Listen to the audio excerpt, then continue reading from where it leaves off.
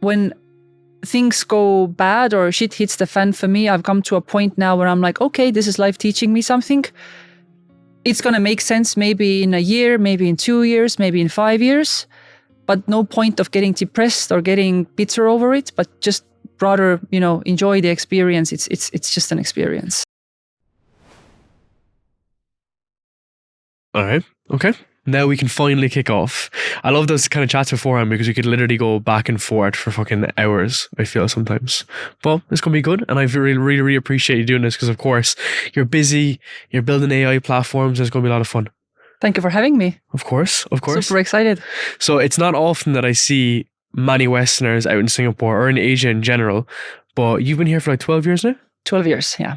How does someone come from Estonia, so where wouldn't be traveling much, or would you travel often, to come into Singapore, which is like one of the biggest countries now in the world for capita, for opportunity and everything? So I keep joking that I'm a climate refugee. Everybody takes a second to think about, they laugh and then they're like, what's that? So joke aside, one of the criterias for me to come to Singapore was weather. So I come from a country that has minus 30 degrees for 2 months a year. 30? Minus 30. Minus what 30. The fuck? Yes. How do you get around? We really don't, but you adjust layers and layers and layers. But back in 2011, when I graduated from uni, it was still post-great financial crisis, not much to do in Europe. So I was, bright-eyed and pushy-tailed, wanted to do something, only to be told, no, you're too ambitious. No, I think you're gonna jump. You're going to do this, you're going to do that. So all the major banks in Estonia basically rejected me. I was like, fuck this. What did you study? I'm going to go to Singapore. I had business administration degree with focus on English as well. So my English language was pretty decent. Packed my bags, never been to Asia before, came with 2 suitcases and a backpack. I had a bit of an online gig before online job was a thing. Came to Singapore, started networking, reached out to Estonian network here, only to be told that you're never going to find a job through applying. You have to go to networking events. So started networking and I was lucky enough to get a job with Bank of America. That was before LinkedIn? Before everything? LinkedIn was just becoming a thing, but it wasn't really a place where you could network. So it was actually going to physical events like wine tastings. And there was this organization called Internations. I think it's still present. I think it's still functioning club or whatever you call that. It's expat community effectively. So just started going, shaking hands, mentioning looking for a job. Again, back in 2011, Singapore had pretty open immigration policy. It wasn't that difficult to get a job, I would say. Okay. But it was. I would say I was lucky. But luck favors those who are prepared. 100%. So. And that's cool as well. How like the principles are the same. You just got to network. You got to meet people like Absolutely. we do. We introduce on LinkedIn initially. Yeah. But isn't that like sick? How of course it's what you know, but it's also like how much you're willing to push yourself to go and meet people, you know what I mean? Because myself, like I'm not educated to the highest standard, you know what I mean? Yeah. Did a degree, did well, whatever, but it's not like I came from an Ivy League school. Absolutely. Same with yourself from Estonia, like I'm not too sure what the education system's like, but like you got further ahead than 99% of people because you packed your bags, you left Estonia, you came here and you met the right people. Yeah. And you ended up in... It worked out well, right? And like you rightfully point out, it wasn't about education, but I think it was just the level of proactiveness that people appreciated. Like going around, shaking hands, introducing myself. This is what I am. I have no experience in finance, but I really want to work in finance. And I think some people actually were a bit dumbfounded, like, are you for real? And I'm like, yeah. I am. But when you're young, you're a bit naive. And I was 20, 21, 22, something around that range. So it worked out really well. And I remember when I went to the first interview with Bank of America, the HR looks at me and she's looking at my profile and she's like, almost, what are you doing here? And I'm like, well, I was invited for an interview. So I am here for a job interview. Okay, cool. Went to the interview, did my 3-4 rounds. I was really transparent saying, I don't have the experience, but I will learn. Trust me, I will learn. I will make all the effort that I can to become the best. And I was, quite vocal about the fact that I really, really want the job. So I got the role. And the same HR, when I went to sign my employment contract, laughed at me and actually in a quite condescending manner saying, this is a business decision, like we would never hire you. When I got my vice president title in Bank of America, it was the same HR who signed off on that. And I was like, tell me again about that business decision. Fucker. Yeah. And she still follows me on LinkedIn. So sometimes likes my posts and stuff. So envy. Yeah. It's envy and jealousy. You know what I mean? The reason being there is because you don't need to be the best with that stuff, you know? And especially getting those roles, traditionally, if you handed in your CVs, you'd be good at, you know, it's just, they take the top of the top. But you're doing something that's different, and that's what stands out. And I think it's the same with anything. It's the same with businesses. Like often they don't look for, if you're going to look to hire someone or you're going looking to get like a service done, you're not looking for the best person. You're looking for a person that can help you, that will get the work done. And you just showed the skills though. Yeah. And that's what people are looking for. And it was the exact same with me. I think there's a lot of similarities, you know. When I was working at State Street in London, like they could have picked people from, I don't know what colleges are, UCL. What even are the other ones at this stage? But they didn't. They picked some of the hungrier people that are willing to just get the work done. Exactly. They will hustle. Yeah. To the max. They will hustle to the max. And I like the quote by, I think it's Richard Branson, you hire for attitude, you train for skill. So I think you can train people to do most jobs. Yeah. I'm not going to talk about, you know, being a brain surgeon or maybe corporate finance person who has to be highly technical knowledge. But for most jobs, I think you can train an average person within 3 to 6 months if they have the right mindset. 100%. And the right attitude. Yeah. 100%. When you were describing that story, you never once said about the economy or how things are going, how much you think it's about mindset versus anything else? Because now we're in a similar scenario. Yeah. Do you think that was the biggest thing that contributed for your success, you think? Good question. Of course, desperate times require desperate means. The fact that I didn't have anything to do in Estonia at that point in time probably pushed me to take more risks. But I think I'm a natural risk taker by nature. I didn't know it back then. I know it now because I've taken many other risks in my life. So I think I'm pretty comfortable with navigating life when things aren't particularly comfortable around me. I'm not going to say I enjoy it, but I think I can manage to a point that I focus on the goal, what I'm trying to achieve. And that's almost becomes like a tunnel vision. Yeah, because then you're not necessarily getting sidetracked by like, staying in safety. And I think you didn't know what safety was. Yeah. Because if you're in Estonia and you're leaving, you're like, well, this is the only thing I can do. Exactly. I do find that now as I'm got into my 27th year of existence. 27. But what I have found though is that, you know, we come out of the gates of university, or if you don't go to university, you're all the same. Yeah. And then a year into it, you're kind of the same, 2 years into it. But it's the people that broke off, that ended up in different places or started something or just didn't want to take the traditional route. Yeah. They've just taken off. And there's guys that are 25, 24 that have been on my podcast that are doing way better than I am, that have made way better in the metric of money, right? Which isn't necessarily everything, to be fair. But it's just interesting though, isn't it? How like, as that time comes up, the way it diverges is people who just actually took the risk. I would say so. I mean, obviously risks have to be measured and they can't be just, I'm just going to go and do something, right? Like you need to know what the fuck you're going to do. At least prepare for it, right? Yeah.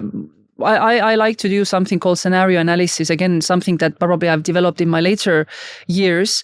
What's the worst case scenario? What's the best case scenario? Or most likely, the outcome is going to be somewhere in the middle. But prepare for the worst case scenario. So even with me coming to Singapore, I had probably about 4 months worth of money. I'm not going to say that I had money to rent an apartment. No, I shared with 5 people when I first got here. Yeah, in fact, my first condo wasn't too far from the studio. It was in Geylang, really? in Simsville. Yeah, so driving by, it's a bit of like, I remember this place. So yeah, I mean, going to fair price, shopping for the cheapest chicken, that type of stuff. It was a proper hustle for the first 2 years. But then things got better. Yeah, of course. And also you just get, you appreciate it more. 100%. So then when you're scaling up, you are getting better. But it's interesting because if you compare that to, let's say, the people who were in Bank of America or whatever, I do find, and I've learned this recently, one of the reasons why I got out of the likes of State Street and Accenture was because of the fact that I feel like you're always capped. That, of course, you've worked really hard, and I've listened to some of your work whereby you've done some extreme amount of work for Bank of America. But I feel like that input doesn't necessarily mean you're going to be earning more or getting more successful sometimes. And I have learned that the hard way, I guess. And even though you could be delivering a lot of outcomes for people, you're not necessarily moving in the right pace. So even you could be in those really, really good roles, but you're still capped. 100%. And one of the reasons why I became really frustrated with Bank of America, but especially with my first job, which was in operations, it was a very narrow role. And sort of the career path pointed in one direction, becoming a specialist in one thing. Okay. And even with my 22, 23 years of age, I realized I don't want to become a specialist at something. What if there's a big technological shift one day and my job becomes redundant? And what the hell am I going to do then, right? I'm a specialist at the time, cash management services, aka liquidity management. Right now, that function is all automated. So you have to diversify for the future as well, right? You have to have that lateral experience. So having experience in different parts of the bank was really beneficial, although they still kept me capping within that small box. This is your JD. You can't do anything above that. You shouldn't do this because you're going to step on someone's toes. And you have a lot of people with really big egos in these organizations. So I got into trouble quite a few times. But I would say not giving up has rewarded me now. And you know, I feel this at the age of 34 that probably more fluid type of role, more fluid companies is for me. Every person that I speak to who has that kind of like entrepreneur spirit gets so frustrated with where they were. Yeah. And that's the biggest thing, is the fact that they don't accept, I'm just happy out here doing that. They're always like really, and it's not the fact that they go and make these drastic changes, they just feel very uncomfortable and they feel frustrated. Yeah. And I was the exact same, you know, you run the numbers, like you keep it very, very simple. You think, okay, if I work harder, and actually there's actually a really good study done on this, is the fact that to get to those roles where you make 100K, 150K, 200K, you actually have to increase your output. So you'd probably imagine in Bank of America, I remember in State Street and stuff like this, people actually work more. So they go from working 60 hours a week to 80 hours a week to working 100 hours a week. And there's a point in the curve that when you start earning more money, that people actually wish to give back some money so they can work less. Yes. And I thought that was very, very interesting, because now you've dedicated 20 of your years to this corporate role, but all you're looking for is to hand back some of the time. Yeah. You know, hand back some of the money to get some of the time back. Yeah, exactly. And, you know, time is just one aspect of that. I just saw an ex-colleague of mine from Bank of America a couple of days ago. So just for context, me and my business partner, who used to also work for Bank of America and who's a really good friend of mine, we had a meeting in downtown. So we're normally based in Chuchat. We went to our meeting in downtown, meeting with our lawyer, super casual meeting. My partner was wearing his yellow shorts. He has this colorful sunglasses. So absolute opposite of the corporate look, right? And I was wearing my orange dress. So we're both going, you know, walking around our previous office near OUE Bayfront.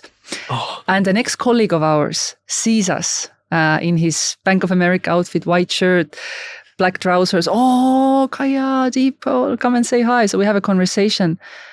And exactly the same chat we had with him 10 years ago. Oh, I wish I could do something on my own as well. I wish I could do this. I wish I could do that.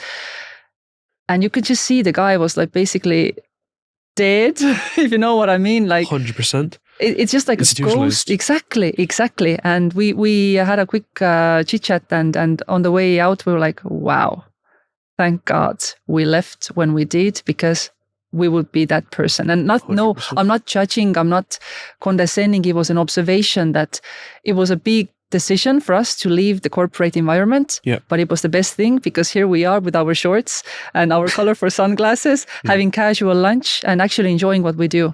100%. I had the exact same realization, because for me it was more multifactorial. There's the health. There's like obviously like the wealth aspect, but there's also like the freedom aspect, the location. And of course, like you could work a job that could be in an office and you may enjoy it. But for me, when I walked into those offices in State Street, I've often said it that I would look down this grey office and there would be 80 to 100 people, and a lot of them would be out of shape, head down, eating their food at their desk. Like, you're very healthy as well, you're into that. And I remember just being like, oh my God. And I remember like the croissants going around the table, all this kind of shit. And I just thought that just wasn't me. So if that's not me on a regular basis, then why would I do it in a work sense? Yeah. You know? And of course, that's not saying that what you're doing on the side is easy. If anything, it's fucking 10 times harder. but at least you're working on something that you actually find more meaning in. Absolutely. And I just want to get the point across. It's my comments are not condescending by no means. Of course, yeah. Everyone chooses their own path. I know people who absolutely love corporate career. Kudos. If this is for you, it's for you. It just wasn't for me at that point in time. Maybe I'll get to that point later in my life. Who knows? You never know these things. And I've come to a point to say never either, right? Yeah. Obviously, corporate life comes with certain financial security. It comes with a bit of more stability. Me now working for a startup company, man, we go from fundraising to fundraising to fundraising, right? So every 7 to 12 months, it's a proper stress. Are we going to close the round? Is, macro conditions favor us? Are we going to be in trouble again? So I understand why people want to work in a corporate and choose to stay in that environment. 100%. And it is, as we discussed previously, it's more life scenarios. Yeah. Like if people want to chill out, stay in their hometown, do whatever they want, then that's fine. But I feel like our personality is just not really geared towards that, Yeah. And that's why even in your startup now that you're working on, of course, it's different and it's more challenging, but I bet you enjoy it more for sure. I do. But even getting to some of those details on like how you're actually trying to raise money and stuff, can you walk through that process? So you're an AI platform, correct? Yes. So we are an embedded finance company. Yeah. We build a technology infrastructure, and our sort of core business is alternative lending on B2B platforms. Okay. So think of Lazada's or maybe Shopee's. You have buyers, you have sellers, all businesses. So we basically synthesize the alternative data, the transactional data on the platform, and then we offer financing to the buyer on the platform. No need to take your financial statements, your bank statements, go to a bank, fill in gazillion forms, everything done on a real-time basis. And of course, we have an algorithm, the credit engine, driven by statistical models, which effectively is the AI. So I know that credit startups are a mess to get backing. Yes. I've heard so many, I've heard so many stories now without going down the deep fucking finance rabbit hole. It's something to do with how much cash you need at reserve. Absolutely. And how much liquidity you need. So how the fuck did you get capital? So we did, we structured our business a bit differently. So we have two companies within the same holdco. Okay. One of them is technology infrastructure company, which is financed by venture. And then we have asset management side of the business. So we hold the lending balance sheet completely separate from the fintech side of the business. So when a venture capitalist comes and looks at our business, they don't see any loans on our balance sheet because we have segregated that into segregated vehicle and we raise capital for that separately. So that's actually a pretty smart way of doing it because you are not capping your valuation at the multiple of your lending book. Instead, you are valued at the multiple of your revenue, like a typical startup would be. How much money you're actually making versus... Exactly. And what is your SaaS revenue, which is our main metrics. But that also puts us in a situation that we need to raise capital for two businesses now. Yeah. One of them being the fintech side of the business, and then the separate entity, which is the lending business, or it's a private credit fund in Singapore, effectively. So yeah, it's interesting and challenging, and How'd you get into it? Great question. I think like with everything in my life, in a way, I stumbled into it. I've had quite a few career shifts in my life. Like I mentioned, I started in Bank of America operations. I did that for about 18 months, realized I am not operations person at all. I absolutely hate procedures. When given me standard operating procedure, I went nuts. That's the best way to describe. I put up my hand again. I started asking for opportunities within Bank of America. I was really lucky because that was the time when internal mobility was a big thing. So I was moved to investment banking, to a front office role. I was told this is impossible move to make. I was like, hold my beer, hold my wine, hold my water. Let me do it. So I was really lucky. Again, I keep saying lucky, but I guess a few things were in my favor.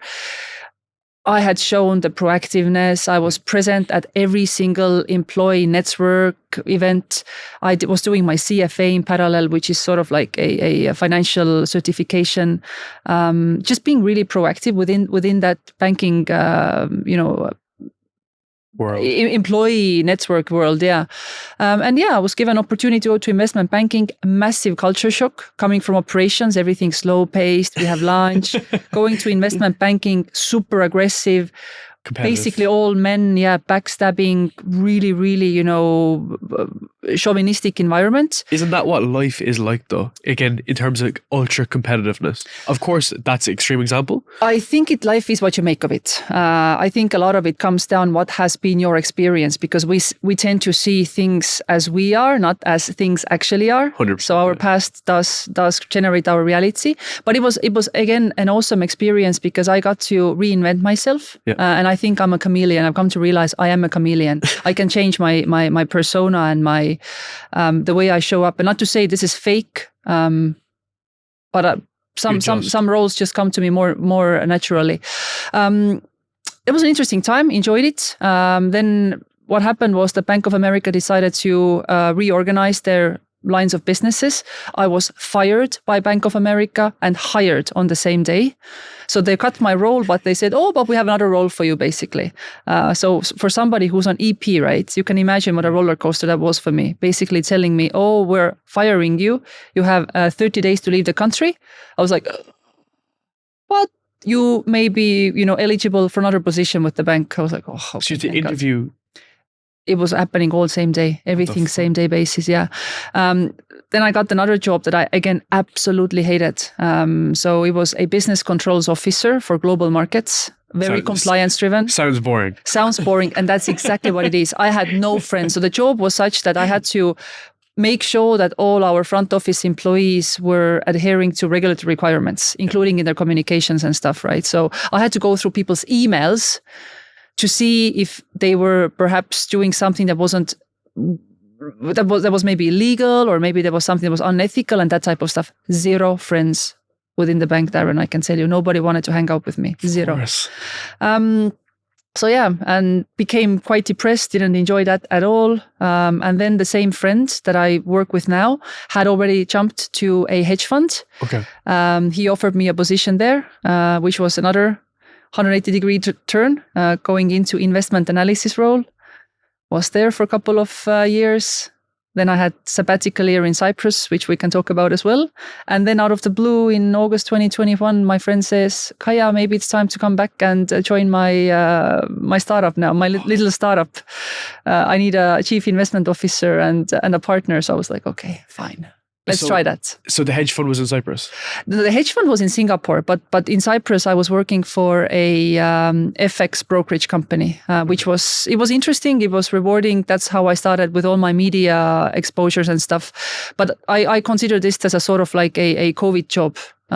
Just something that paid the bills for a year, helped me to be closer to Europe, because my mom's in Europe. And it was just a lovely way to spend lockdown year when you guys were all going 100%. Nuts in big cities. I was drinking wine in Cyprus on the beach and having olives. Of course. How come you left Cyprus so? If you enjoyed it? I enjoyed it for 1 year. It was always temporary for me, temporary. And when my friend invited me to join the startup, it was no question. It was something I had already visualized and written down in my little journal about a year ago, 1 year before that I would like to work as a chief investment officer. And it manifested itself. I got 100%. I got the job that I wanted. You walked in the right direction? Yes. You know what I mean? But what I say, life nudged me, right? It's not like I started applying, I started for making effort. It was almost as if I had manifested, I had prepared my background, and it just happened. And that's where it's interesting, because like you could look at other people and think, like they have it easier, they have it better. But like everything you did accumulated and compounded to that moment. And of course it's a shitstorm, no doubt, where you're working at the moment. But you're at that position now and you're super young, you're in a very senior position. And if you didn't leave Bank of America, you would not be where you are right now. Nope. So there is that detachment that has to happen. And that's like an element of loss aversion, because people think, and of course I'd love to get into the trading aspect too, which you have a background in, is like people think that because they're taking one step back, they can only go back. But that's not the case at all. You know what Brilliant. I mean? Even when you move across, you can always go back to it, as terrible as that sounds, but you can even do that, Absolutely. If it doesn't work out. But the fact that you seem to be happier in what you're doing right now, of course it's a shitstorm, but you're in the right position. And in the AI space, you really hit the nail on the head. Yeah. What's your perspective on AI from someone who's working in the industry? I think it's a overly used terminology and words. I think in general, AI has become a massive trend word, right? I mean, generative AI with ChatGPT is just like the one topic on the headlines. I just read an interesting article about Elon Musk and Steve Wozniak signing a paper, or rather an open letter, saying that they would wish that the investment into generative AI would be put on pause for the next 6 months, just because there's so much money invested into that industry. I think we should establish some sort of ethics and rules as a society way before we start developing it, which is interesting. It's going to happen one way or the other. I think AI is here to come, but I think taking a bit of a pause, thinking where do we want to go is probably a good idea. And what do you want to use it for? Absolutely. I mean, our AI is literally it's data processing machine. It's predictive credit engine. That's it. It's nothing more. But generative AI, such as ChatGPT, that's a bit different, right? Because if it takes additional data sets, I don't even know what's the underlying data, how they actually collect that data. That's something completely different, very unimaginable even for me, because I'm not a tech person, obviously. So it's interesting to see how that develops. Have you used, by the way, ChatGPT? Use it for everything. Same, absolutely same, yeah. So I use it for podcast stuff. I use it even for client stuff. If we use a transcript, I can pull a transcript from this podcast into a blog, into a newsletter, into tweets, into posts. I can use it for everything, you know. I don't use it all the time though, but it would aid my decision, you know. So Lex Friedman, you know Lex Friedman? Yes. Yeah, he recorded a podcast with, I think his name is Sam Altman, which is the CEO of OpenAI. And he was saying that like you could tell a lot from someone's character when they get onto ChatGPT and their first question. So some people are like, oh, like why is Trump better than Biden? Yes. And then there's some people then who are trying to find out like some weird like kinks. Yeah. And there's some other people then that are using it for business. Yeah. You know what I mean? Like that's like that's like the divide. The political people over there, people on that side. So it's about what you're going to use it for, you know what I mean? But it's definitely something that has to be more cautious about, because now we're just using it for everything. Yes. But question for you on this is, do you think that kind of bubble will burst a small bit? Of course it's going to stay around, but will the bubble burst? Because not so long ago we had the metaverse, and before that we had like the early days of crypto where people were like, you know, crypto's going to be everything. So what's your perspective on that? Absolutely. I think it will, like with everything, it will become a bubble and then it will burst. Maybe it will become a bit of a smaller bubble than we had with crypto and with metaverse, just because it's not zero interest rate environment at this point, right? So money actually has a cost. So it's not like you can throw money at something and see what sticks in a way. So I think it will be relatively smaller bubble, but I think it will be a bubble, which is great. And even from, you know, early 2000s, it was a massive tech bubble. A few companies survived and they're massive these days. Google is a great example. Pets.com died, right? That's another extreme. So a few good companies always will remain. But that's the industry, right? I mean, you have to try, and that's the whole venture business. I mean, look how venture capitalists invest. They have a portfolio, maybe 40% will be successful, but those 40% are going to generate. 40%? That's high. That's pretty high, even, right? 20 to 40% is the sort of estimate. But if those companies do well, then the remaining 80 to 60 to 80 nobody cares about. I have a weird perspective on venture world. Yeah. Some things to me just doesn't really add up sometimes. A lot of people like who are like building a startup will talk about raising capital, will talk about this stuff, and nothing materializes. And they'll either like have like entrepreneur porn and just walk around speaking to investors and nothing happens. Yeah. Or of course, like there's some companies like yours that need to be venture backed to accelerate the growth. Of course, I understand that, and coming from Revolut, of course, it's necessary. But sometimes it just seems like people could be building their business instead of just trying to raise capital all the time. You know, there's definitely people in the very beginning that can either take the first step, especially now, because obviously you said there's a cost of capital, that maybe, you know, if you could either self-fund or try to do something yourself to prove the idea. I don't know what your kind of perspective on that is, because especially the last couple of years was a bit kind of fishy to me. Industry is changing for sure. I mean, we've had running jokes about that in the office as well with a couple of my partners. at some point you could go with a pitch deck and you could raise anything from 1 to 5 million, just based on an idea. My best mate here said that to me. I won't say his name, but he was like, I can get you in a room with an investor. You can bring a slide in and he'll give you anything you want. There you go. So that was a thing. It's not a thing now, for sure. Of course, that's what I mean. Maybe a few exceptions there. Adam Newman's of the world. I mean, next WeWork executive who just raised, 800 million with his new venture. Yeah. And you look at it and you're like, are VCs stupid sometimes? Look at the past track history. He probably did a record by bringing valuation of WeWork down from like 48 billion to 4 billion, right? Like that's the negative record. You don't want to back that type of founder, right? There was way too much cheap money, way too much capital chasing opportunities, not just in the VC world. Again, crypto is a great example.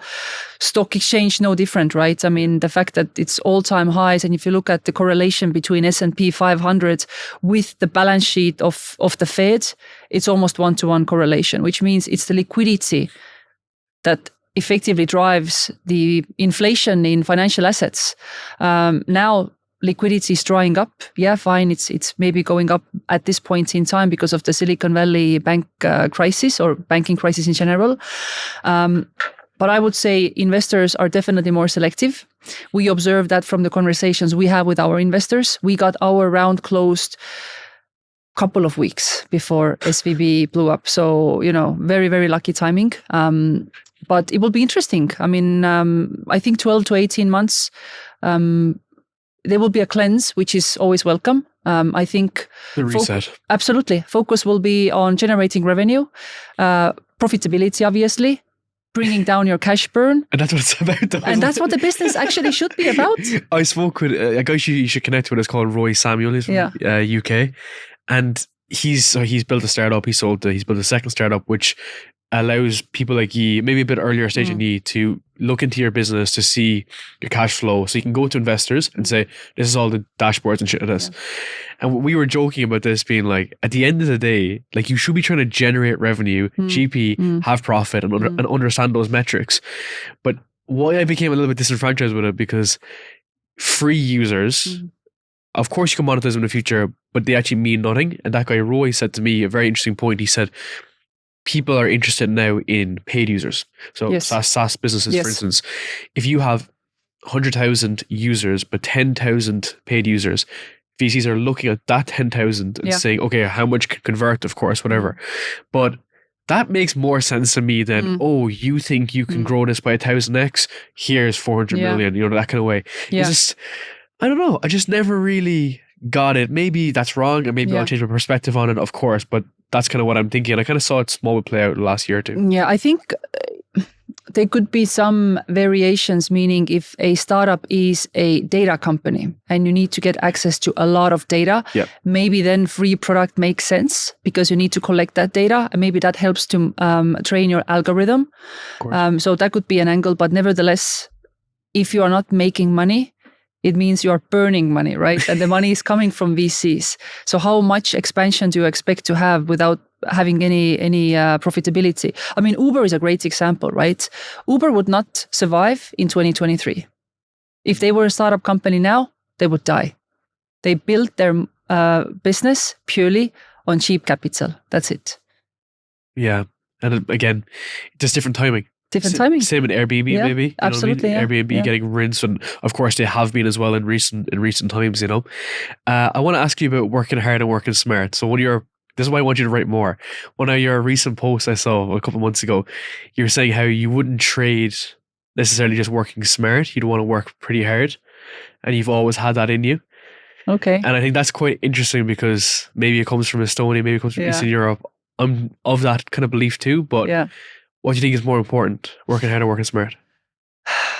So the post was a bit controversial. I liked it. It was designed to be a bit controversial, but I guess my point was that with recent years, the social media has painted us a picture, and maybe our generation is more influenced by that, right? Us being I'm a millennial. I think maybe you are not a millennial anymore, but 27, my baby. Okay, your baby.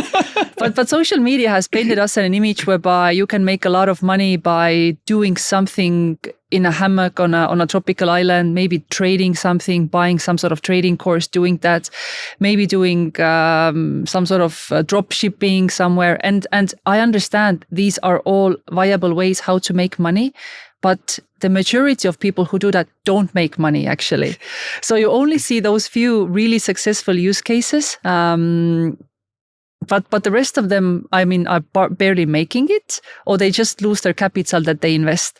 So I think there is a bit of beauty in the hustle, right? And you can hustle also by doing those alternative, ways of earning revenue, whether it's dropshipping or not. But actually learning skills, cutting your teeth in certain industry like you do. I mean, with your podcasts. I mean, you started from basically doing podcasts to now teaching people how to do podcasts, right? So going through all that hustle, I think you can't discount the value of hard work. And I have a feeling that these days, a lot of the influencers, they're trying to discount the value of hard work. Mm-hmm. They're trying to get to the stage whereby you can just automate it and you can skip the hard work part. Yeah. And I completely agree with you. So that bracket in the world is these people are trying to get rich by teaching you how to get rich or how to do this, but they never just did that certain thing. Yeah. And often people can only do the drop shipping and not have to rely on teaching you how to do it because you're making so much money from it. Now, there is people, and I agree with this part as well, is the fact that if you've built a successful drop shipping business, after some time, if it's very successful, you may have scope to help other people do it. And there's nothing wrong with that, of course, but you have to get that experience first. And it's just key. Yeah. And one of my good mates, Tim Stoddard, he said that when he was coming to social media to discuss his business, he spent 12 years building an agency. He never wanted to be the advice giver. He always wanted to just share experiences. So he would say, this is how I got my clients. This is my experience. And it's unfeudable. You can't say that that's wrong because that's his experience. So that's where you get into this kind of whole paradigm whereby your advice is bullshit, his advice is trustworthy. And it's just a different paradigm. But I do think that, this is from Lex Friedman too, you can only work smart by working really hard at first. I 100% agreed, yeah. 100%. So let's look at your example with Bank of America, for instance. When you were working 12, 14 hours a day, you got really good at like banging out those processes and getting really good at it. And after a while you would say, okay, now I can do this Excel automation flow or something. Yeah. You have to get that part in. And I'm seeing that myself, but I think people aren't willing to give the time to do it. And it takes months and years at that process, I like the saying that you have to know the rules before you can break them. Interesting. Yeah. And I think that's you can't optimize something until you know the process front to back. Yeah. So me charging $500 for my hour of consultancy, but it's only 1 hour, but it took me 10 years. 100%. It took me 10 years to give you that knowledge within that 1 hour. And I'm charging you not for the 1 hour, I'm charging you for those 10 years. Exactly. And what you're going to learn. And I love that because people just think it's just words, but it's actually what's in here. Absolutely. And that's what they're paying for. They're unlocking that talent. And that's why where you're situated now, you've done your 12, 13 years of experience. You're at a beautiful kind of part because you're building continuously, and that becomes very knowledgeable to other people. I think there's nothing wrong with that, but we're in this world whereby like we have 21-year-old life coaches, who have no life experiences, and that runs into the problems. Yeah, and I keep saying as well that there isn't much traffic on that extra mile, meaning that if you work hard at something and you build that tenacity and that focus on something, most people give up, much earlier. Very, very few are left. And I think that's what really sets us apart when things get tough, right? Who has that mental resiliency to go through hardship? Because most of us are just like, oh yeah, there are easier ways to earn money, easier ways to do this. I'm just going to go along that way. And that may work. Again, that may work. But how do you make yourself resilient? Recession proof? How do you sustain yourself through different economic cycles, us as professionals or just individuals? And that comes through experience in different areas, pushing yourself through that hardship, and also building that self-confidence that, I did that once. I'm going to do that again. No problem. Hold my beer. And you know what? That's where life experiences are really helpful there, because let's say if it's something to do with like health or fitness, like you worked really hard and you're able to build, like, get a couple of goals, you can use that transferable. And I always use that example. Like if I'm trying to build something new or start something, I can say, look, I did this.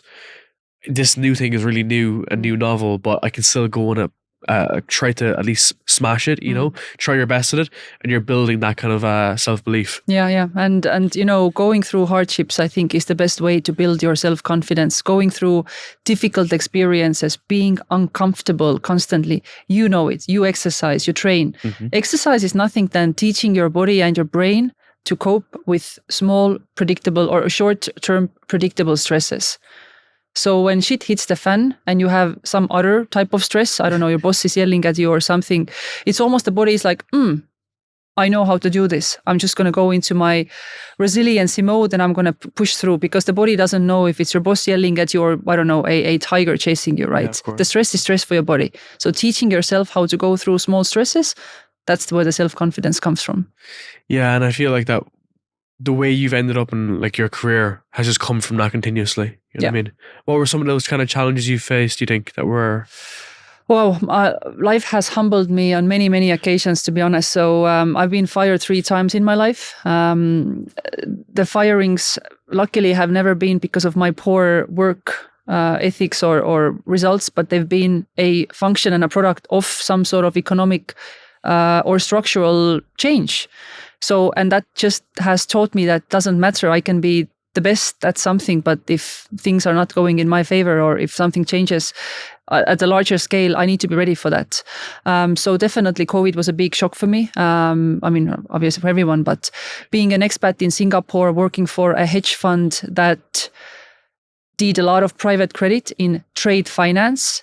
There wasn't much trade finance in 2020, I can tell you that, because that's all about commodities, different type of goods that economies would use. Nothing of that was moving around. So our company went belly up. I was completely caught off guard. I need to leave the country within a certain number of days. What? There were no flights out of Singapore. I was in that type of shit show. So that was probably one of the most humbling moments in my life. What did you do there? So what I did, I went to LinkedIn. That was a time when LinkedIn already had become, a tool. I posted a couple of videos of myself at my house, just saying, this is me. I've done this in my life. I'm open to new opportunities, preferably in Europe, but open anywhere I can work. And behold, I was offered a position in Cyprus. That's awesome. That's why LinkedIn is so powerful. It is, yeah. That's why it's just so, so powerful. That is crazy, though, coming out of Singapore like that. Yeah, and I like when things happen within, on my terms, I shall say. Yeah, of course. I didn't like the fact I had to leave Singapore on my terms. Yeah. It was a very bittersweet goodbye for me, but I was quite happy to come back just 18 months later. Actually, no, 2 years later, roughly. Yeah. But of course, like, nothing is forever, like we said. You know what I mean? Like, if that finishes up and you're not that happy with it, you can still move on. Yeah. And go to Cyprus. You enjoyed it. Absolutely. So you learn from that experience, you can bring it elsewhere. Absolutely. And for me, I was a person who was very rigid in my ways until 2020, meaning that I would always wake up 5:45. I was in gym by 6-ish, 6:30 maybe. My day was very regimented. I do this. I knew exactly what I was going to do in 2 weeks on a Tuesday at 4 p.m. I knew it. And I think going through that 2020 experience, I keep thinking back that I think within 18-month period, I must have slept on at least 50 mattresses, beds, spare beds, inflatable this, inflatable that. You know what I mean? Like living out of my suitcase. And for me, it was such a hard adjustment, Darren. Like I was under immense stress, but again, that was a learning curve for me that you don't have to be so rigid with your life. You can be a bit more fluid, a bit more. You're not going to die. Exactly. I'm not going to die. What's the worst that can happen? So it was blessing in disguise, as many things are. And I think when things go bad or shit hits the fan for me, I've come to a point now where I'm like, okay, this is life teaching me something. It's going to make sense maybe in a year, maybe in 2 years, maybe in 5 years. But no point of getting depressed or getting bitter over it, but just rather, enjoy the experience. It's just an experience. And you've been able to go from zero a lot of times. But that's the biggest thing, is like build from zero. So build from zero, whether it's like getting a new place somewhere or moving company. And I think the more times you can learn and go from zero, that means like you could try it again. If you ever wanted to do something new, I have no doubt you could build something from scratch. Yes, there's always a doubt. I mean, there's always this imposter syndrome that we spoke about earlier. But I think when you have done it once, then the self-confidence comes again. And talking about that moving around, I was just filling in Singapore PR application the other day. Nice, congratulations. Well, I mean, I only filled it in, right? Not that I was granted anything, but there's a question. Can you please give all your residential addresses for the last 10 years? I realized I've lived in 9 different places within the last 10 years. Oh my God. So that puts things into perspective, right? Like, man, I've moved around a lot. Like, there hasn't been much stability as such. But that's part of it. And that's why you're so social. You're able to get out there and like meet new people.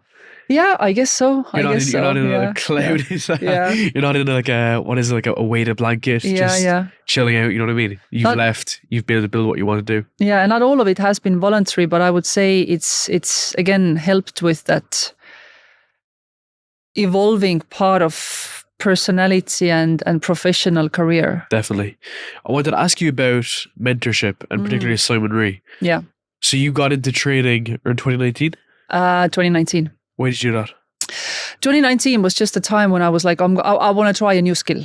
I want to do something new. And then Simon Rhee popped up on my LinkedIn feed as he would, right? I signed up for his options trading probably in 2020. I've been following him ever since.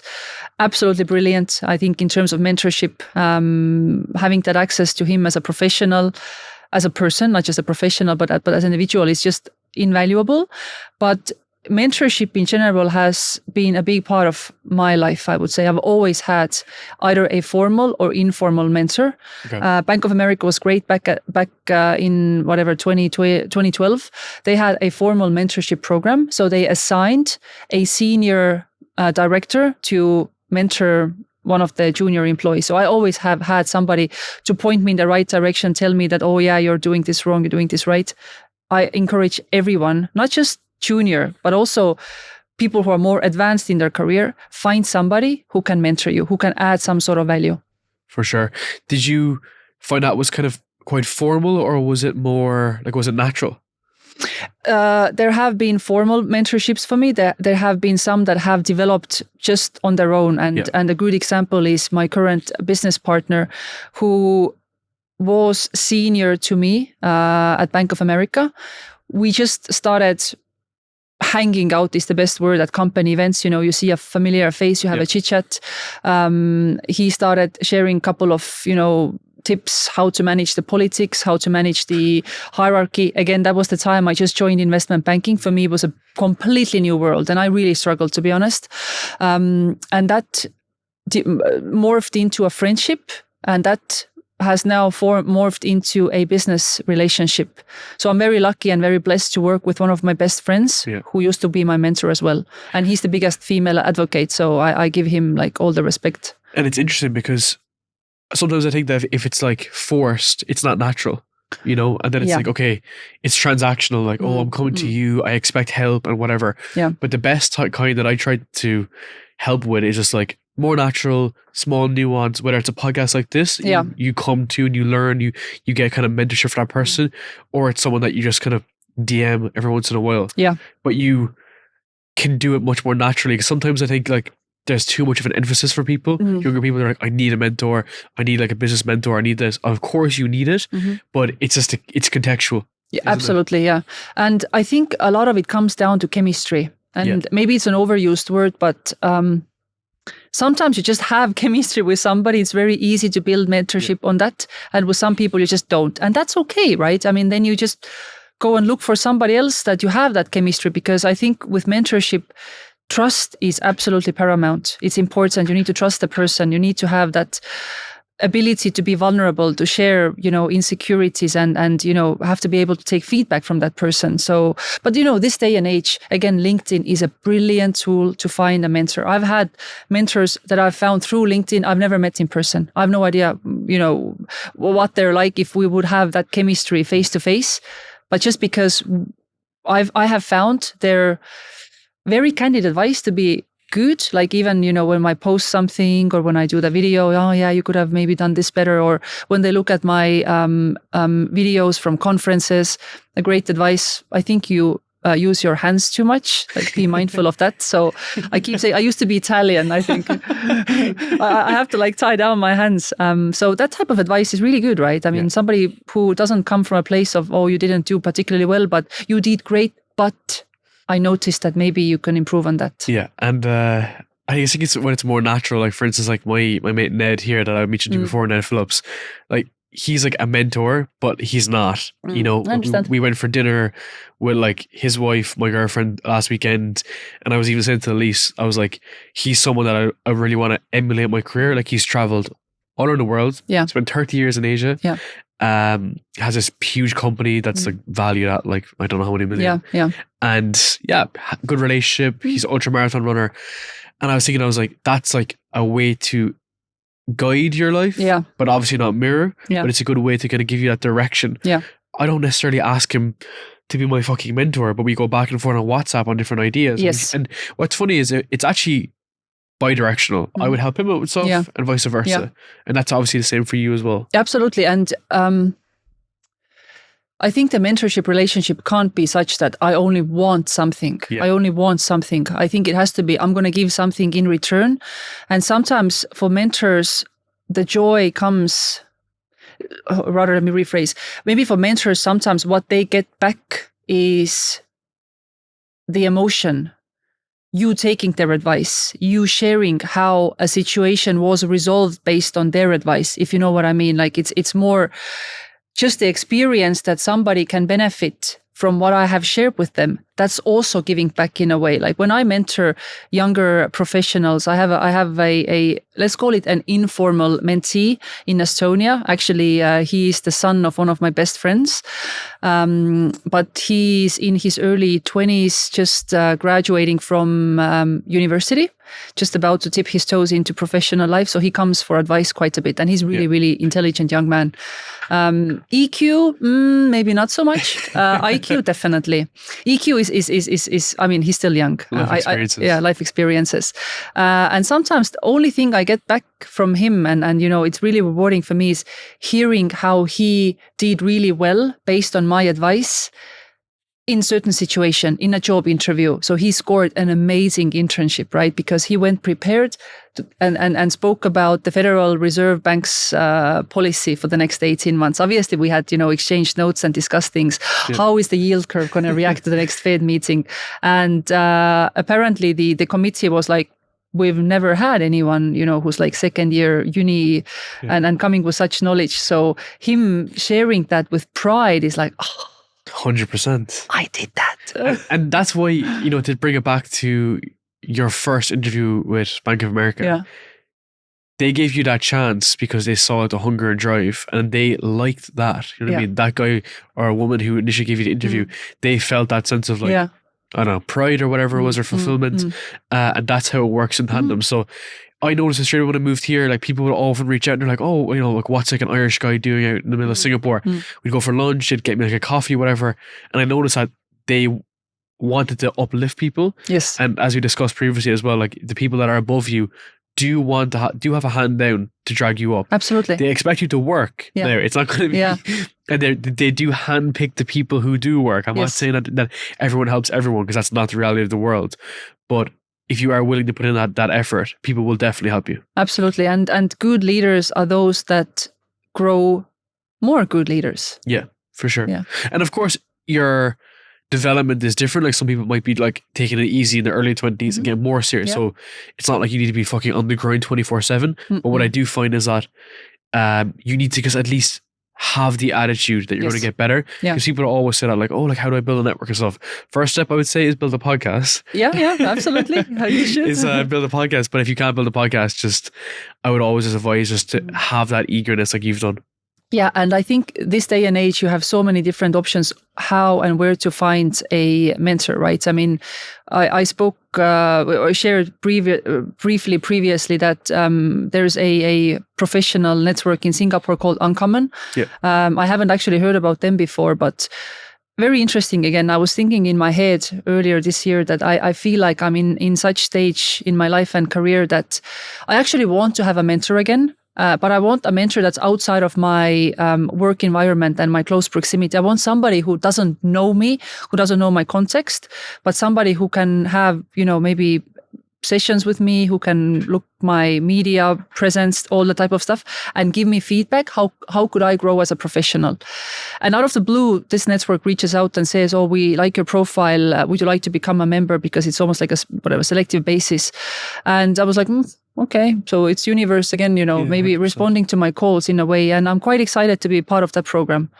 Yeah, I think you can have a huge account. I swear to God, when I was looking through your content, you're right place, right time, you have a great story, great experience, you're not full of bullshit. Like, I do think you just need to, I suppose, have more confidence to write, Yeah, that's something I'm still practicing, the confidence and being, open and being vulnerable and talking about stuff that, I can write pages and pages about, again, inflation and macro, but nobody gives a fuck, to be honest. It's just the longevity of it. Like, if you want to be like an inflation expert, sure. No, I don't. That's the thing. I don't. Yeah. But I think like even for you, it's difficult, right? Because, not like saying for you, but in general, when people start writing, they usually try to type like platitude content, so they'll write like generic shit. Yeah. But you're better off just sharing your experience. Yeah. Because as we said it earlier, it's unique to yourself. Yes. So if you're discussing, let's say, like moving from corporate companies into tech companies or startups, like that's very valuable to a lot of people. Yeah. It's pretty much what my podcast is based off, bear in mind. And you can only share your experiences. You don't need to go too vulnerable if you didn't want to, but you build that base, and then you might build a newsletter, and you build a newsletter, you might build like a YouTube channel, and from a YouTube channel then you have a few different things going, and then you know that your brand is being elevated. Yeah, I think it's just another thing that just requires time, focus, effort, and skills, and everything is basically learnable, right?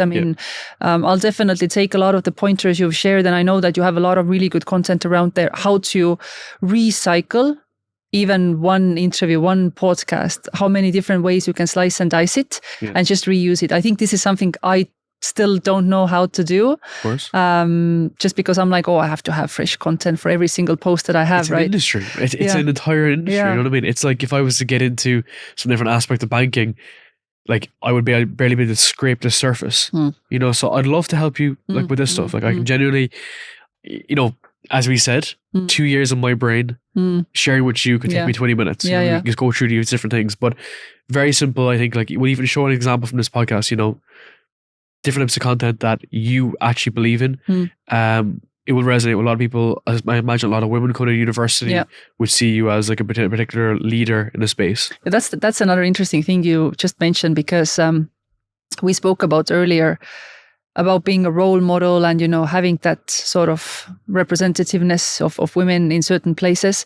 So I've struggled a lot with the fact that I don't want to be the stereotype. I don't want to be the woman, the female CIO. Like, why can't I just be a CIO? 100%. And then somebody told me, a mentor told me that, Kaya, you need to understand that you may not think about it, that you want to be labeled in a specific way, but there are young professionals, females, and also men looking up to you in a certain way. And like it or not, they want to stereotype you in a specific way. And the best way to get your message across and add that value is maybe to use that stereotype, go and put yourself out there as the female CIO. So the young investment analysts can look at you and say, I want to be that female CIO. So in a way, it's going slightly against what feels natural and comfortable for me, because I don't feel like I need that label necessarily, but just in order to power or get that message and empower those younger professionals to work towards some sort of, if it's a label or if it's some kind of career status or position. You could do without it though. Yeah. But you know what I mean. I know exactly what you mean. I just think it's an interesting topic though, because of course you're female. Yeah. It's obvious, right? It's obvious. And you're obviously accomplished. Yeah. So that stands on its own. Yeah. And we discussed this as well earlier, like when people look at my podcast, like, I'm young, but I've been doing it a long time Yeah. and I'm putting time into it. So when I speak to people, I don't say I'm Darren Lee that has done 142 podcasts. I just say like I'm Darren Lee. People are like, oh, we might check it out and see it.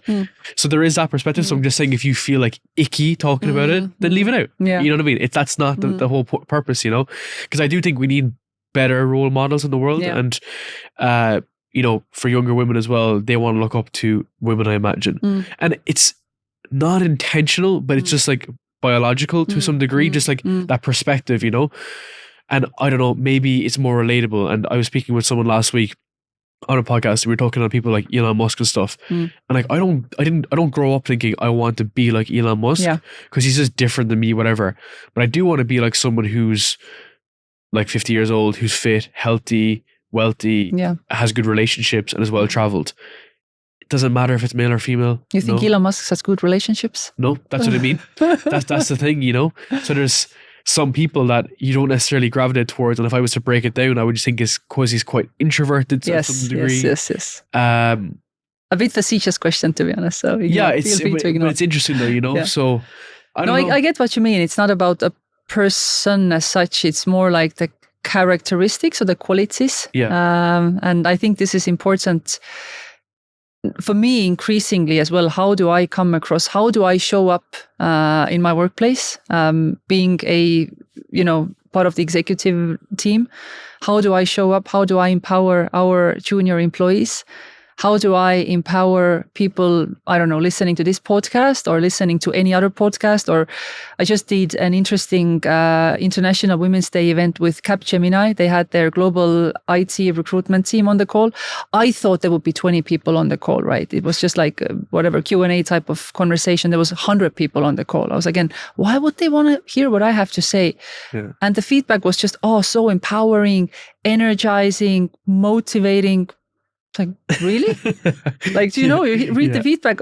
Is it about my call or? Yeah. So yeah, just having that type of feedback was quite fascinating as well. I often found as well that you don't need to say the thing for it to take effect. Yes. So like when you see a CEO walk into the room, he doesn't say everything he's done. He's just like there. It's his presence. It's your energy that's quite unique because like you're not the standard typical corporate worker, so you have that flavor, which is like awesome, and lead into it. Yeah. So I'd love to help you in any way. Cool. Thank you for that. At any point. Yeah. One area I want to get into as well is about your trading. How has that learning curve been for you? So I started trading when the markets were pointing up, which was again blessing in a way, but also probably didn't teach me risk management skills particularly well. So I made decent amount of money. Again, we're not talking about tens of thousands here. I started my trading account with $3,000, but up 20% one month, 15% next month. Great. Then I crashed. I lost most of it, because I didn't have proper risk management skills. So that's why Simon, I think, sometimes says it's better to start when things are a bit trickier, like maybe markets this day and age. You don't have trending up and trending down. You have to actually read the market a bit more. Now I've gotten much better, consistently in the black, so making money, not a lot of it, but using a lot of risk management, using a lot of the tools. I still rely on Simon, meaning that I'm part of the program. I watch his daily videos. And again, he's an amazing mentor because he gives access to his thinking every day, anything from 15 to 30 minutes, depending how long his videos are. So I think having that type of mentor is the easiest way to learn, relying on somebody that has decades worth of experience compressed into that 15-minute video. Absolutely invaluable. Oh my God. And like I was in Simon's course as well. Yeah. Which one did you do? Options Academy. Okay. Cool. Yeah. But for me, again, exactly to your point, it was in like turbulent times, like markets like sideways. But for me, I want to be fully into one thing and one thing only. Now, I haven't in the past. So I was trading for months and months and months. And as you said, like some months in the black, some months in the red. But what I'd love to do is just focus in on what I'm focusing on now and go fully hog in that, and then come back to this, because I feel like that sometimes when you have so much stuff going on in your life, you never go deep on it. Yeah. So even though like trading for me was like working and I was using like some assignment techniques and it was all going well, what I found was that I wasn't learning.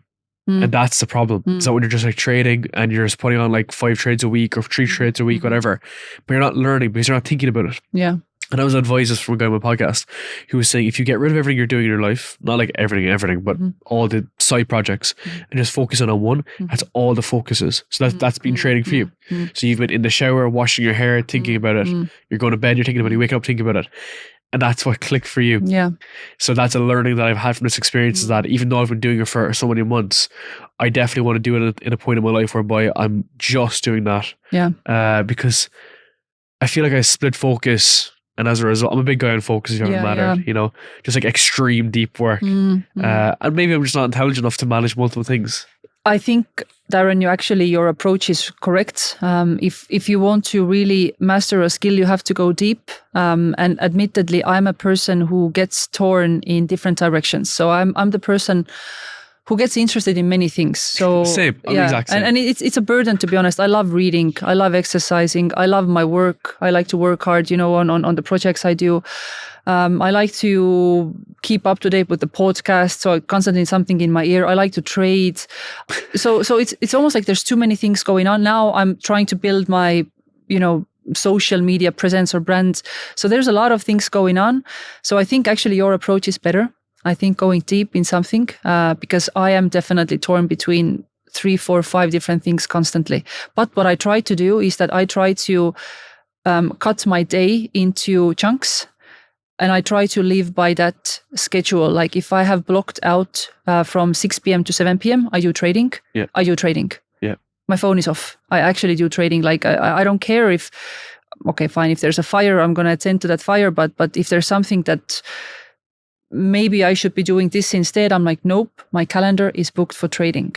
And 100%. I do that at work as well, like office time, certain hour to certain hour. I go deep, headset is on. I don't want anyone to speak to me. I want to solve that problem, or I want to accomplish my task within that time period. And of course, like that's the way to do it if you're gonna do it. That's what like Elon Musk does. He has like six different companies. He splits them up properly. Yeah. And it's 100% the best way to do it if you're compartmentalizing it. And what you should be kind of doing, what I hope to be doing, is that as you build stuff, you're able to add more in. But I always think about that, because sometimes if you get really good at, let's say you're trading and you do it in 30 minutes versus an hour, then you think, oh, for the other 30 minutes I'll start reading. And you're adding more into the bucket, and the bucket is just getting raised and raised and raised.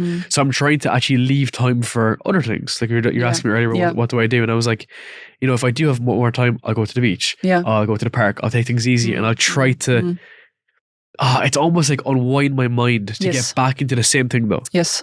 So.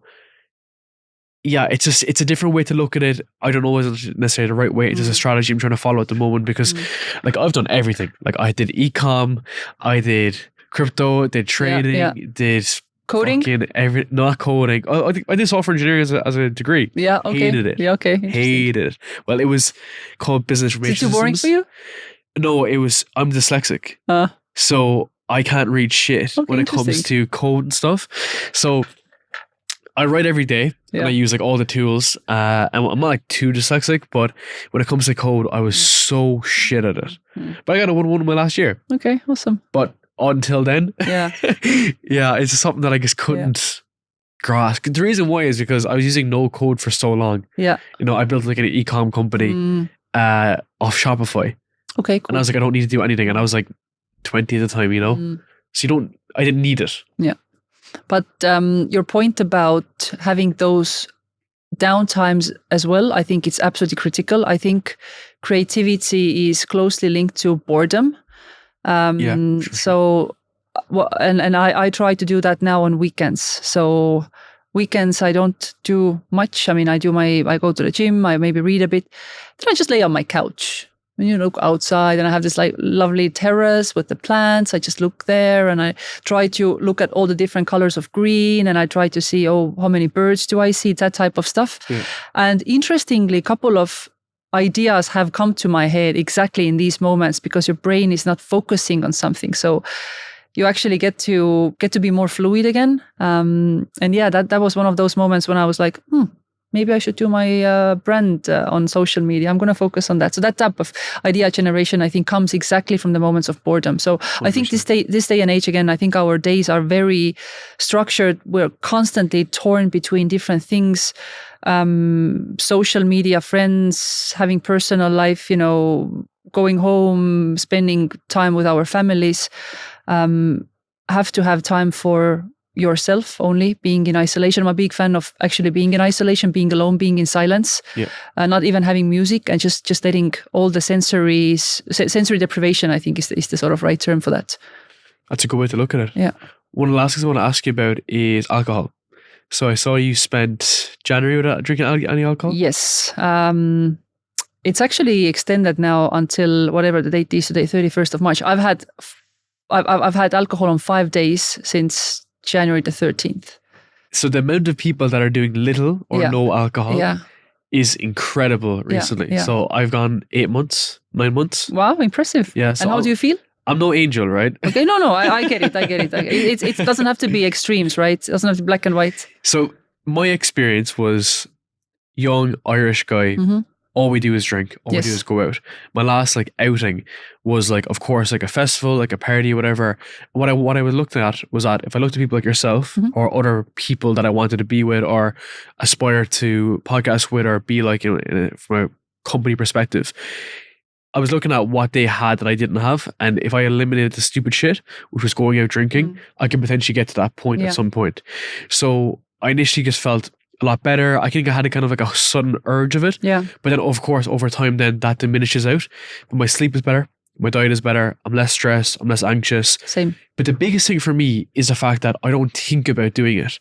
So when it's Wednesday or Thursday, I'm focused in on work. I'm thinking about work. When it's Friday, people are saying, oh, it's Friday. It's a Friday feeling. I'm working. My mind is razor sharp. When I wake up on a Saturday morning, I'm working and I can just zero in on it. It's not about working more. It's just about the fact that I feel better. Yeah. I train Sunday mornings really early and I keep that laser focus. Now, again, there's nothing wrong with going out for a drink or whatever, but people like Andrew Huberman have literally shown that alcohol is only net negative. It's not positive in any regard. And of course, there's some people that I have a glass of wine at night and they say there's this benefits, but he actually proved that it wasn't beneficial. So I did it for a few months and now it's been 9 months. It'll be a year in June, which is 3 months from now. The question I ask myself is, why would I drink versus when will I drink again? Because it can only work against me. I'll be out to the club till 6 o'clock in the morning. I'll be chatting shit to people. Yeah. I'll be talking about plans that I'm never going to do. Yeah. Whereas now I have a good relationship with my girlfriend. Take it easy. Don't need to worry about anything else. Yeah. What about yourself? Very similar experience. Again, being Eastern European, I think alcohol is part of our culture as well. We joke that we are born basically a bit tipsy. Point being, alcoholism is a big problem in my country. Especially Ireland. Yeah, Ireland as well, yeah, obviously. So I can't say that I've been drinking heavily in my life. But of course, being part of financial services, it means that there's quite a bit of networking. As I'm getting older, I realize I'm actually introvert more than an extrovert. I can be an extrovert if I want to, but more natural in an environment where you have a lot of people, I'm introverted. So I almost needed alcohol to be able to go and network and, be the social butterfly, sometimes 2, 3, 4 times per week. Especially if you had investor meetings and stuff. So it got to a point for me last year whereby I had a lot of travel, a lot of social engagements, quite stressful work. So having that glass of wine or two was almost like necessity. Oh, what do you mean I don't have a glass of wine? Of course I'm going to go have a glass of wine. And the same thing, I felt anxiety. I felt that my quality of sleep went down. I had my 8 hours. I woke up exhausted, Darren, absolutely exhausted. I hadn't slept at all. And I look at my watch and I can see that I never went to the deep sleep phase. So the Apple Watch basically shows your sleep patterns. And I don't like to go into extremes. So when I started my so-called sober period, it was more like, I'm going to be sober for a week. Mini goal, 1 week, that's it. I'm not going to say that I'll be sober for a whole year. Okay, one week went by. I'm like, you know what? I'm going to do one more week. At the end of the second week, I got a bit sick. So I didn't have any alcohol or any appetite for alcohol. And then I realized, it's 3.5 weeks already. I'm just going to push it until 1 month. And then on the 1 month anniversary, I had a couple of glasses of wine. I hated it.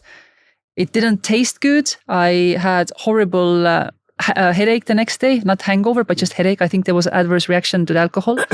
And I made a decision that I'm going to stop drinking to the extent and the regularity I had before. And exactly your experience, man. I sleep better. I don't have anxiety.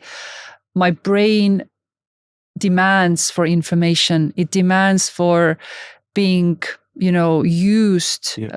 I like to learn. I like to speak to people when I'm sober. I like to talk about, deeper topics than just small talk, chit chat, right? Bullshit. So yeah, exactly. I feel the conversations have much more meaning in them. There's much more engagement. I saw my speech get better. Interesting. Yeah. Which was that could happen. Yeah. So I would go out on like a Friday, Saturday, and like I'm a guy now, right? Yeah. And I was definitely like a proper party boy. And if I was recording on Monday or Tuesday, I would literally wouldn't be able to put two things together in my head. Or even like Wednesday or Thursday, I would like slur my words and I would go back over audio and I always listen to myself. I have to. And I'm like, how am I speaking? I'm using like filler words and all things like this. And I noticed that like literally the neural networks in my head were not connecting. Yeah. Literally were not connecting. I thought it was down to exhaustion, alcohol. And I was like, what is going on here? And I wasn't going crazy, but I was when I was younger for sure. Yeah. And I just thought it was just a crazy shift. And you said a great point about being out. So yeah, like what I've learned is that not drinking makes other people feel uncomfortable, not you, because they feel insecure because they're like, fuck, I shouldn't be doing this. So then if you're just like, oh, I'm not drinking, whatever, they're like, oh, well, maybe I shouldn't because maybe I want to be like you someday. And maybe this is a trait that people don't do.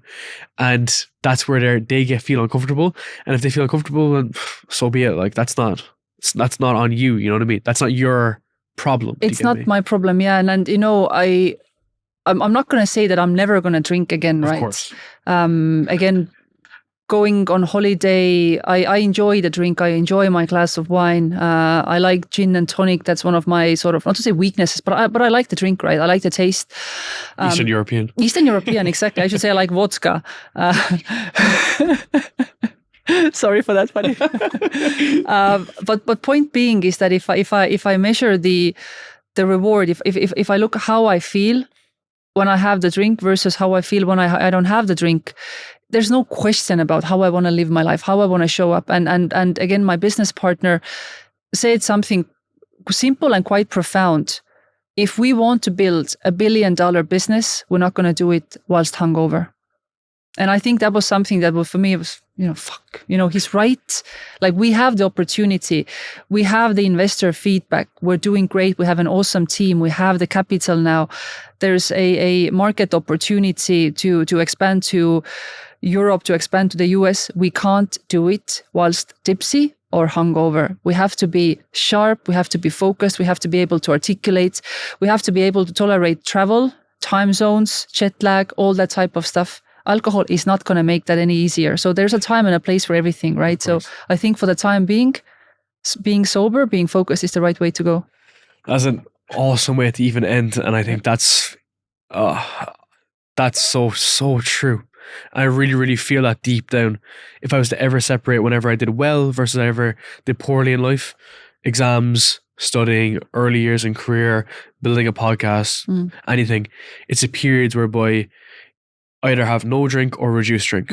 And it's also other things too. It's social media, like don't have notifications on my phone anymore. Like, cause there's more nuances, but I kind of put them all in the one bracket. Yeah. They're just in this kind of like, I wouldn't say addiction bracket, but I'd say like obsession bracket, whereby social media, doing stupid stuff, getting into like stupid conversations. It may not happen to you, but it happens to our young generation. Like that, I put that in the same bracket. It's just an abuse of activity. It makes sense. In a way, I think it's maybe like unproductive dopamine trigger. 100%. That's how I would call it. And 100%. Social media is a great way to put it. And it applies to many things. It applies to online shopping, for instance, as well. Like just cut out unnecessary dopamine triggers. The less highs you have, and I know Huberman's podcast, by the way, on dopamine, how to maintain that baseline. Because if baseline is stable, you enjoy the sort of peaks or whatever, the ticks, but you don't have those massive lows either, like the next day hangover. Oh, nothing makes sense. Life is shit. I don't want to do this. I don't want to exercise. Yeah, just keeping that baseline stable. And I think life is easier to tolerate. Again, the small stresses of life are easier to tolerate.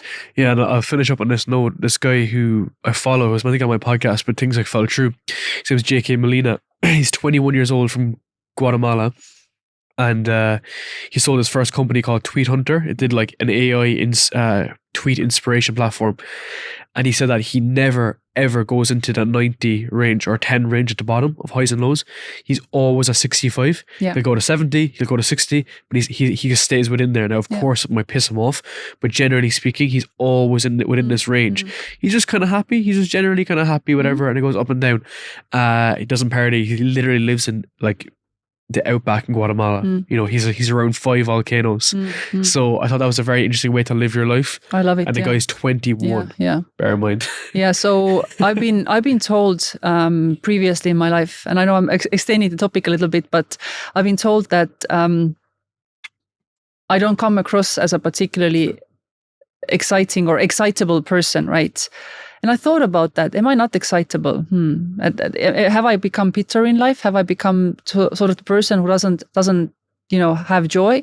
And I realized, no, I do have joy. I am excitable person, but what I don't have those sharp peaks and the sharp lows. So exactly, I think I live my life also oscillating between 60 and 40. Some days are a bit darker, some days are a bit brighter, but it never goes to extreme. And, for me, that's completely okay.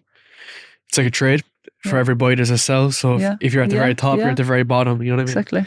So I want to say a massive thank you. Awesome. How was this experience? Thank you for having me. I mean, I enjoyed it. I didn't even realize we had cameras. I want to keep on going, but I'm busy. I gotta go. We have to work. Exactly.